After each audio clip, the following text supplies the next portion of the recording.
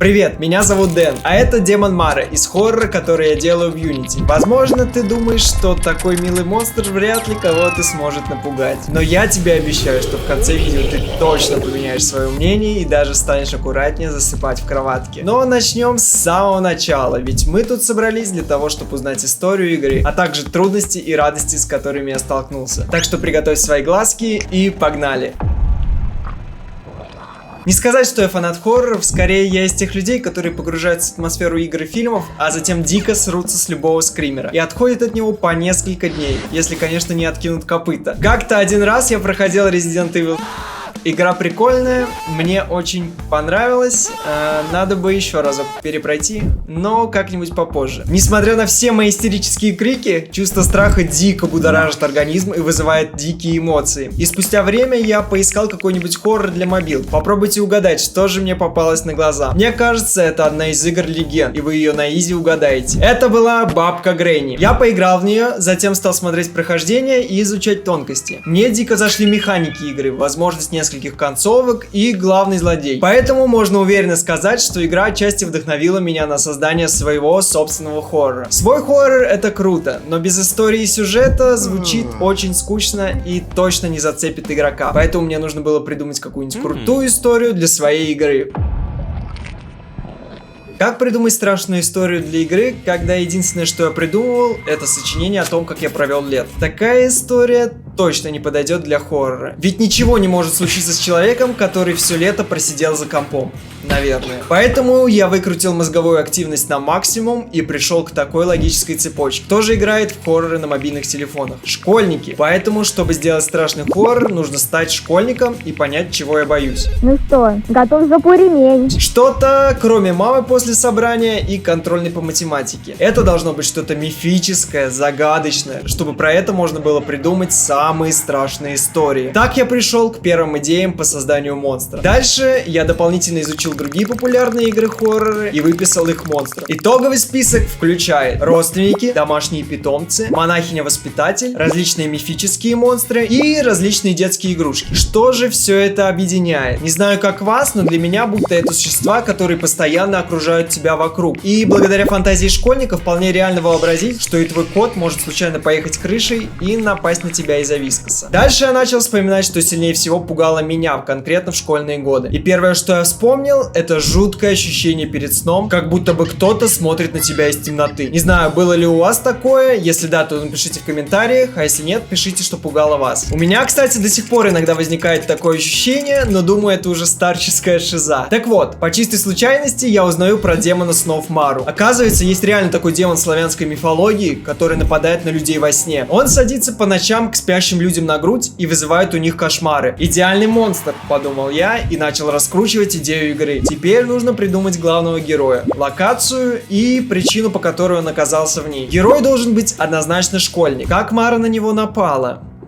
Допустим, он призвал ее случайно, в ходе глупой шутки. У меня в школе были точные истории, как девочки призывали кого-то в туалете. Теперь нужно понять, почему они решили призвать именно Мару, а не макаронного монстра. Пусть школьник поедет на каникулы к бабушке в деревню, и там с друзьями случайно найдет на речке книгу-гайд по призыву Мары. Они точно не будут знать, что призывают. Пусть будут думать, что это какая-то шутка. А ритуал сначала не даст никаких результатов, поэтому они просто забьют и разбегутся по домам. Вот тут-то и пробудится демон Мара. Нужно придумать цель для Мары. Она же не может просто приходить, съедать жертву и уходить. Так монстры точно не поступают. Пусть она нападет на школьника, когда он заснет, и превратит его сон в кошмар. А в кошмаре будет бегать за ним и пытаться его поймать. Если же поймает, то захватит его разум полностью, и он уже никогда не сможет проснуться. А если школьник обхитрит ее и выберется из кошмара, то он пробудится. Достаточно страшная история получилась? Мне кажется, да. Если есть идея, как можно улучшить сюжет, то обязательно делись. У нас есть монстр, главный герой, причина, по которой он попал в кошмар, и его цель — сбежать из кошмара и не попасться Маре. Осталось продумать сам кошмар, в котором мы будем бегать. Наша локация — это однозначно кошмар. Что же можно придумать интересного для нее? Мне очень нравится стиль и атмосфера изнанки из сериала «Очень странные дела». Но я навряд ли с текущим уровнем навыков смогу что-то такое воссоздать. Нужно что-то попроще. Поэтому я вновь обратился к методу «Стань школьником и пойми, что тебя пугает». Я вспомнил, что меня точно пугала пустая школа, потому что когда я вечером возвращался возвращался после какого-нибудь занятия, вокруг была гробовая тишина, а впереди мрачный коридор, в который едва попадал свет. Моя фантазия постоянно придумывала какую-нибудь тварюгу, которая пытается меня догнать. Но, как вы понимаете, я чудом всегда успевал сбегать. Идем дальше. В Гарри Поттере был жуткий момент, когда они проходили мрачный лабиринт. Это отпечаталось у меня в памяти, и я хочу сделать что-то похожее на живые стены, кусты. И, возможно, даже сам лабиринт из них. Так, у меня есть зона школы, есть зеленая уличная зона. Добавлю я кое-что напоследок. И это кое-что будет дом бабушки-школьника. Я думаю сделать так, что главный герой будет стартовать в кошмаре из комнаты, в которой он уснул в реальность. А затем он захочет выйти из комнаты, а там за дверью бамс, и будет мрачный двор с кустами до небес. В общем, вроде по локации пока получается 3 зоны. Улица, школа и бабушкин дом. Я их перемешаю между собой, чтобы в голове игрока постоянно происходил хаос. Из-за того, что он открывает дверь, а там вечно разные локации за ними. Сейчас вы уже знаете, как я продумывал историю героя, монстра и локацию. Если ты хочешь участвовать в создании этой и других игр, тогда залетай ко мне в ТГ, там мы постоянно обсуждаем проекты и идеи для них. А теперь мы можем перейти к самой разработке.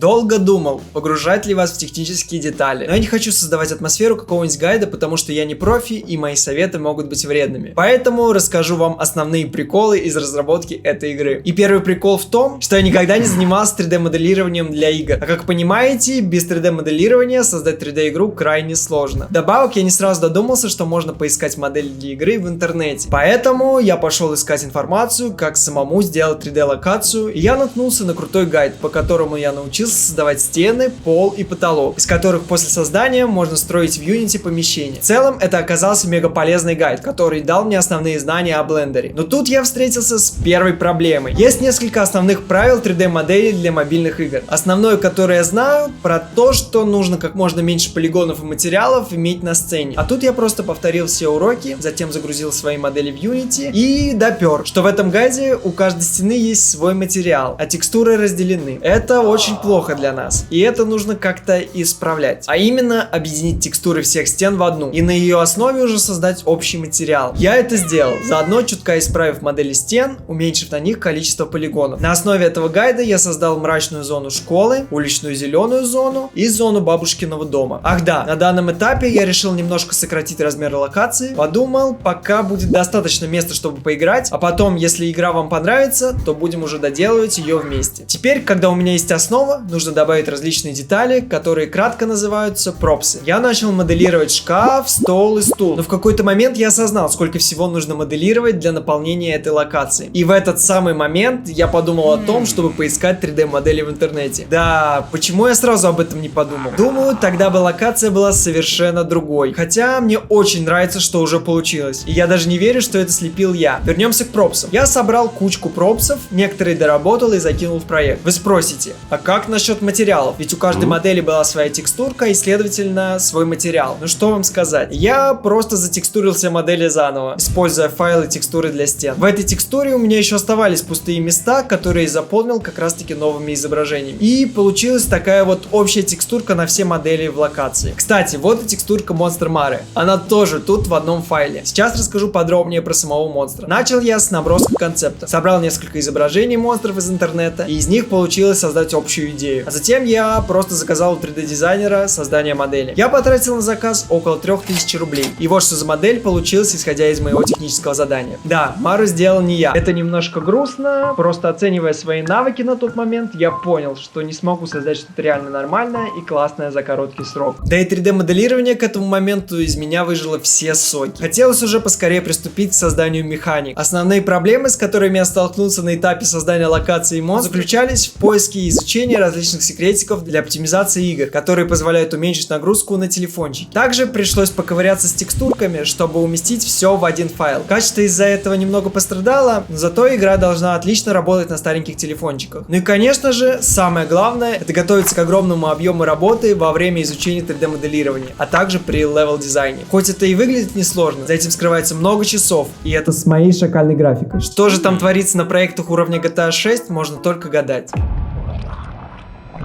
Начиная с контроллера для персонажа. Он у нас без модели, вид будет от первого лица. Я добавил ходьбу, приседания, и теперь можно спокойно погулять по локации. И даже залезть под стол. Для завершения управления героем я добавил возможность использовать, подбирать и выбрасывать определенные предметы на уровне. Также добавил прикол, чтобы все предметы, с которыми игрок может взаимодействовать, подсвечивались. А снизу экрана писалось, что это за предмет. Мне кажется, это довольно удобная фишка. Дальше идут сами предметы. Наш герой оказывается в комнатушке и видит дверь. Ага, она закрыта. Можно пооткрывать ящики. Тут у нас игрушки, можно их поднять, бросить, но они пока нам не нужны. А вот семейное фото, на котором написано наше имя. Класс, теперь мы знаем, как нас зовут. Ищем дальше. Ага, вот и ключ. А значит, идем открывать дверь. Для игрока это было небольшое обучение, как вообще можно двигаться и что можно делать в этой игре.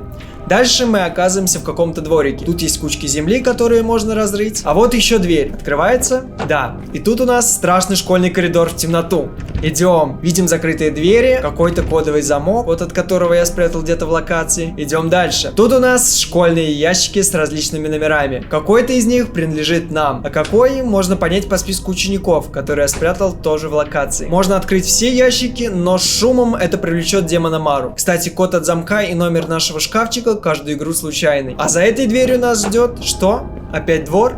Да, это тот же двор и второй выход со школы. Немного дальше стоит закрытый сундук, ключ от него где-то во дворе. Кстати, давайте сходим на второй этаж школы. Тут у нас очень опасное место, и будет неприятно встретить тут монстра Мару. Поэтому быстро пробегаем и лутаем ключик. А также код от замка. Этот ключик не поможет нам открыть сундук на улице, ведь ключ от сундука в одной из этих кучек. Быстренько находим его и открываем сундучок. Тут у нас рычаг. Надо бы найти, куда его вставить. А главное, по назначению. Мы же знаем код от замка, а поэтому бежим туда и открываем дверку. И тут, о чудо, спрятан тот самый механизм. Вставляем в него рычаг, и что-то происходит. Я подвязал анимацию шкафа из соседнего класса, и вуаля, там теперь доступен проход в тайную комнату. Кстати, в соседнем классе есть список учеников, в котором можно найти себя и наконец-то пойти открывать шкафчик. А в шкафчике лежит запертый ларец. Ключ от него мы выбросили где-то на улице. Возвращаемся и открываем. Опачки, тут у нас какой-то медальон с изображением игрушки. Зачем он? Все просто. Если пойти в секретную комнату, в ней будет небольшая колыбельная, в которую можно как раз таки вставить этот медальон. Так, вставил. Ничего не происходит. Не хватает игрушки. Бежим скорее за игрушкой и ставим ее в колыбельную. Та-дам! Открывается секретный ящик, и в нем лежит камень льда. Думаю, вы догадываетесь, кого им нужно заморозить. Да, нужно напасть на Мару и заморозить ее, чтобы кое-что украсть. Сама Мара бродит все это время по локации и ищет нас. А если мы попадемся на ее глаза, она начнет нас преследовать, чтобы сожрать. Ну и догнав, конечно же, сжирает. И мы воскрешаемся в нашей комнате. У нас будет 5 попыток или конец игры. Какие были сложности на этом этапе? Однозначно баги. Множество непонятных мне багов, над которыми я сидел часами, пытаясь понять, как они возникают. А затем еще и решать их своими костылями. А как иначе-то? Например, предметы иногда проваливались за текстуру. А я мог улететь как пуля при очередном закрывании двери. Еще интеллект монстра. Это звучит-то очень сложно. А реализация для меня была просто чем-то загадочна. Но мне повезло найти классный гайдик. Кстати, эти же скриптики я использовал для монстров в прошлом видео про пацанов. И напоследок, я не понял, как сделать, чтобы Мара открывала двери сама. Если знаете, можете подсказать мне в комментариях, а пока что она просто через них пролетает. В остальном механики были достаточно простые, чтобы в них можно было накосячить. Но с учетом моих навыков, я уверен, что там еще целая куча багов. Ну что же, на этом этапе я уже выложил игру в Play Market, и в нее можно было поиграть. А сейчас расскажу вам, как прошла сама публикация. Перед публикацией я доделал интерфейс, сделал красивые кнопочки в стиле игры, ну и простенькое главное меню, фон для которого сгенерировал нейронкой. Дальше я опубликовал саму игру, смонтировав трейлер и оформив магазинчик в Play Market. Игру скачивали люди, но не супер много. Сказывается то, что она еще достаточно сыровата, и в ней есть много вещей, которые я хотел бы доделать. Кстати, какие-то западные ребята уже делали на нее обзор. Их было несколько, они были простенькие, но блин, на мою игру кто-то записал обзор. Это очень странное чувство, даже не знаю, как описать, но это определенно радует. Дальше я, к сожалению, решаюсь заморозить проект, но на этот Новый год я создаю YouTube каналчик, чтобы делиться с вами прикольными идеями игр и их создания. И сейчас самое время, чтобы доделать ее и позволить герою победить Мару и сбежать из кошмара. Поэтому расскажу вам, что я планирую доделать в игре. Но сначала не забудь влепить лайк, если посмотрел до этого момента. Ну и комментарий можно. Особенно мне интересно, как тебе игра и формат самого видео. Прошлое видео я делал более динамичные. Это поспокойнее. Расскажи, какой формат тебе нравится больше. В ближайшее время я хотел бы доработать именно монстр Мару, обновить ее анимации и добавить ей какие-нибудь способности. Потом нужно добавить различные мелкие детали в игру. Нужно больше пропсов и скримеров, а то сейчас уровень выглядит слегка пустовато. Ну и конечно же допилить квестовую цепочку до конца. Сейчас все завершается на моменте подбора кристалла. Это большие планы, которые не получится очень быстро реализовать, но у меня очень много идей уже заготовлено по расширению уровня. И не представляю, сколько всего сможете предложить вы. Так что go, наберем 300 лайков и продолжаем работать над проектом. А сейчас посмотрите трейлер, который я смонтировал для игры.